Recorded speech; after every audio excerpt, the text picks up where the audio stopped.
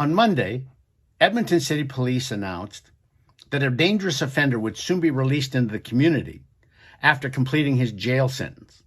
Mike Cardinal, 49, has a long list of prior violent activities, including sexual assaults against women as young as 15 and as old as 82.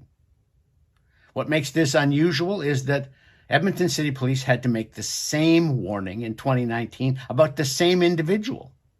He's a very good example of what happened after the Liberals reformed bail and parole in 2018 to make it very difficult to keep people, even violent offenders, in jail.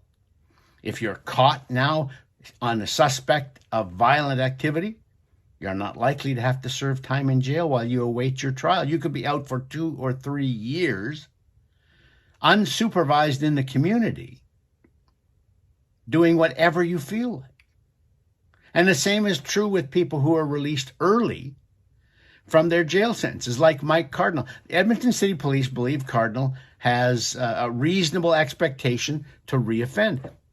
That's a reasonable belief on their part, because in 2019, when they gave the same warning on the same man, he did reoffend very soon after, committed another violent crime and went back to jail. And now, just 4 years later, he's being released again.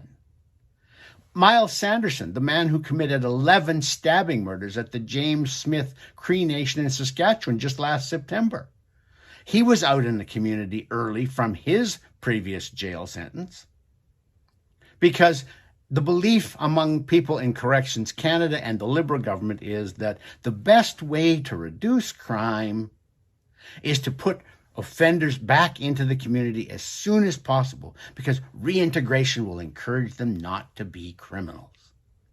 It's ridiculous. This is one of those expert opinions that the ordinary people look at and say, "Are you out of your minds? This is ridiculous." If you have dangerous offenders, they need to be kept away from the public. The criminal justice system's first duty is not to the offender or the prisoner. It is to the public. It is their job to keep us safe so that we do not have to fear every time we go out into the community. We had a father of 7 in Edmonton in July who was going to visit a friend on the transit system when a man who was out on bail for several violent offenses, had a weapons restriction order against him, nonetheless went up to him at the transit station and stabbed him to death. It happens over and over and over again in Edmonton, in Vancouver, in Calgary, in Toronto. Almost all across the country, we have seen examples of people who have benefited greatly from the Liberals' 2018 bail and parole reforms to let them out into the community early. It's another one of those expert opinions that you only believe if you're an expert. George Orwell once said, "Anybody can believe a lie, but to believe a truly preposterous thing, you have to be an educated man." And I think we've seen that in the Liberals' bail and parole reforms.